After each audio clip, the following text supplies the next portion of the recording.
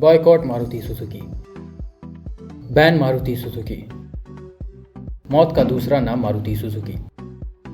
ऐसे हजारों कमेंट और बहुत से ट्वीट पिछले कुछ दिनों में मुझे देखने को मिले हैं। खैर, कमेंट तो ऑलमोस्ट मेरे हर वीडियो पे होता है। टीन का डब्बा तक ठीक था, लोग वहां तक गुस्सा करके इग्नोर कर देते थे, लेकिन अभी गुस्सा कुछ ज्यादा ही हो गया है। अब इसका रीजन क्या है? दरअसल हाल ही में ग्लोबल एनकैप में मारुति सुजुकी की 3 गाड़ियों का क्रैश टेस्ट किया गया था और उसकी रिपोर्ट्स सामने आई है। उसके बाद से लोग मारुति सुजुकी को लेकर ये सारी बातें बोल रहे हैं। अब सवाल ये बनता है कि Maruti Suzuki unsafe cars India में क्यों सेल करता है, और अगर ये कार्स अनसेफ हैं तो गवर्नमेंट इसके लिए क्यों कुछ नहीं करती? क्या गवर्नमेंट को सुजुकी की कार्स पर बैन लगा देना चाहिए? हम और आप इसके लिए क्या कर सकते हैं? इन सब के बारे में डिस्कस करेंगे आगे वीडियो में। नमस्कार दोस्तों, मैं हूं प्रतीक। स्वागत है आप सभी का मेरे चैनल पे। इन सब सवालों के जवाब से पहले मैं आपको सुजुकी का इंट्रोडक्शन दे देता हूं। 1909 में मिचिको सुजुकी ने छोटा सा लूम वर्कशॉप ओपन किया था जापान के छोटे से गांव हमामात्सु में। इनका यह बिजनेस तेजी से बढ़ने लगा और काम पूरे जापान में चलने लगा।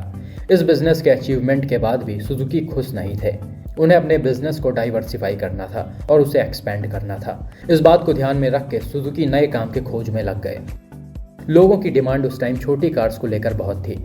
इस बात को ध्यान में रख के सुजुकी ने छोटी कार्स बनाने को सोचा। 1937 में उन्होंने इस प्रोजेक्ट को स्टार्ट कर दिया और करीब 2 साल में उन्होंने कई सारे स्मॉल कार प्रोटोटाइप तैयार कर डाले। सुजुकी के पहले व्हीकल में लिक्विड कूल्ड 4 स्ट्रोक और 4 सिलेंडर इंजन था। 800 सीसी से थोड़ा कम और ये 13 एचपी की पावर जनरेट करता था। इन सब के बाद भी जापान गवर्नमेंट ने इस प्रोजेक्ट को नॉन एसेंशियल कमोडिटी बताकर रोक दिया, सेकेंड वर्ल्ड वॉर की वजह से। इसके बाद सुजुकी को फिर से लूम वर्क स्टार्ट करना पड़ गया। लेकिन फिर जैसे ही वॉर खत्म हुआ, लोगों के लिए अफोर्डेबल स्मॉल व्हीकल जरूरी हो गया और सुजुकी ने मोटर व्हीकल प्रोडक्शन पे वापस काम करना शुरू कर दिया। अफोर्डेबल रिलायबल पर्सनल व्हीकल के प्रोडक्शन में सुजुकी ने पहली कार 1955 में सुजुकी लाइट नाम से निकाला और इसके 1 साल पहले 1954 में Suzuki motor company limited form हुई थी। बाकी रेस्ट इज हिस्ट्री। आज 2 व्हीलर और 4 व्हीलर दोनों ही इंडस्ट्री में इनके जलवे हैं। 1982 में सुजुकी ने इंडिया में कदम रखा और फिर मारुति के साथ जॉइंट वेंचर में इन्होंने अपनी पहली कार 1983 में मारुति सुजुकी 800 लॉन्च किया, जिसने करीब 30-40 साल मिडिल क्लास इंडियन के दिलों पर राज किया है। एम्बेसडर के बाद ये सेकंड सबसे ज़्यादा सेल होने वाली कार बनी।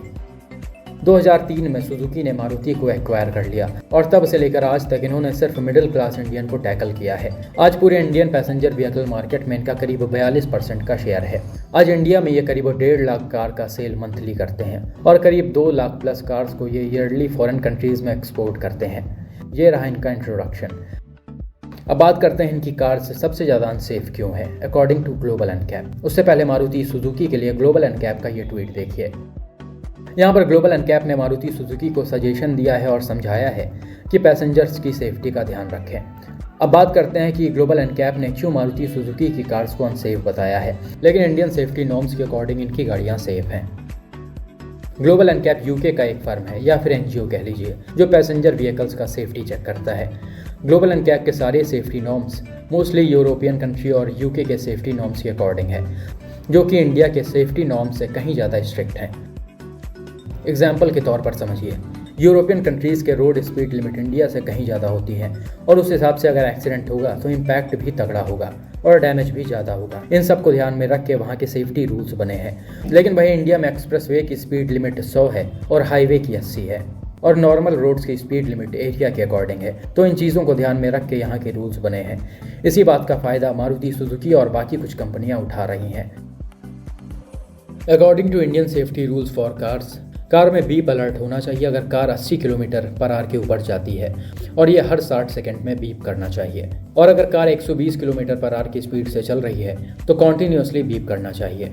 इसके अलावा और कोई जो सेफ्टी फीचर्स मैंडेटरी हैं वो हैं पार्किंग सेंसर, डुअल एयरबैग या फिर 6 airbag, seat belt alarm, central lock, child lock. ये कुछ बेसिक सी चीज़ें होनी चाहिए इंडियन सेफ्टी नॉर्म्स को पास करने के लिए। इंडिया काफ़ी तेज़ी से डेवलप हो रहा है। हमारे देश की रोड्स, हाईवेज, एक्सप्रेसवेज अब फॉरेन कंट्रीज़ के रोड्स को टक्कर दे रहे हैं। यहाँ तक गांव की लोकल्स रोड भी काफ़ी हद तक अच्छी हो गई हैं। अब इन चीज़ों का लोग गलत तरह से यूज़ करते हैं, यानी कि ओवर स्पीडिंग करते हैं और बिल्कुल भूल जाते हैं रोड लिमिट क्या है। ऐसे केसेस में अगर एक्सीडेंट होता है तो अच्छी बिल्ड क्वालिटी वाली कार ही आपको सेव कर पाती है। खैर, रोड लिमिट के अगेंस्ट कभी भी कार नहीं चलानी चाहिए। ये सारी चीज़ें मारुति सुजुकी जैसी कंपनीज को बिल्कुल भी समझ नहीं आता। उन्हें किसी के नुकसान से कोई फर्क नहीं पड़ता।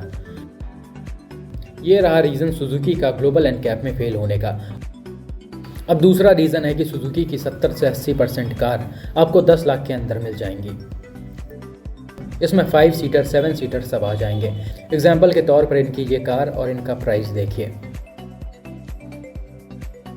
अब इतने कम पैसे में ये सेफ्टी नहीं दे सकते, ये कहना होता है कुछ लोगों का, और कंपनी का भी बिल्कुल यही सोचना है, क्योंकि जब तक बिक रही है तब तक कोई कुछ भी बोले क्या फ़र्क पड़ता है। जब नितिन गडकरी जी ने भारत एनकैप के लिए बोला था तब इनके एक ऑफिशियल ने कहा था कि अभी इंडिया में इसकी ज़रूरत नहीं है। भाई क्यों ज़रूरत नहीं है? इंडिया में इंसान नहीं रहते, इनके लाइफ का कोई वैल्यू नहीं है।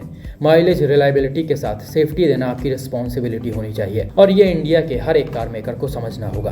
अब टाइम आ गया है सेफ्टी नॉर्म्स में चेंज लाने का। हाल ही में गडकरी जी ने कहा था कि 2024 तक हमारे देश की सड़कें अमेरिका जैसी हो जाएंगी। तो मेरा उनसे रिक्वेस्ट है कि हमारे देश की कार्स भी अमेरिका जितना सेफ हों, इसका भी जुगाड़ करें। इंडिया में 42% पैसेंजर कार मार्केट में मारुति सुजुकी का शेयर है, तो हम ना ही बॉयकॉट कर सकते हैं और ना ही बैन कर सकते हैं, लेकिन पेनल्टी लगा सकते हैं और एक लिमिट सेट कर सकते हैं कि हर कार्स की इतनी सेफ्टी रेटिंग्स होनी चाहिए। मारुति सुजुकी वाले दूसरे देशों में सेफ कार सेल करते हैं और इंडिया के लिए टीन का डब्बा बनाते हैं। आप कार कोई भी लीजिए, लेकिन एक बार उसकी सेफ्टी रेटिंग्स शोरूम पर जाकर जरूर पूछिए। जब आप पूछेंगे तब उन्हें जवाब देना होगा, और वही टाइम होगा उन्हें रियलाइज़ करने का कि लोगों को अब सेफ्टी भी चाहिए। हमेशा सेफ्टी का ध्यान रखिए, सेफ कार्स के साथ साथ रूल्स को भी फॉलो करिए। सीट बेल्ट पहनिए, रोड लिमिट के अकॉर्डिंग स्पीड रखिए, बाइक पर हेलमेट लगाएं और रिस्पॉन्सिबिलिटी के साथ ड्राइविंग करें। रोड एक्सीडेंट्स में जान देना या नुकसान कराना थोड़ी सी लापरवाही की वजह से बहुत गलत बात है। जय हिंद। वीडियो को लाइक करें, शेयर करें और चैनल को सब्सक्राइब करें। धन्यवाद।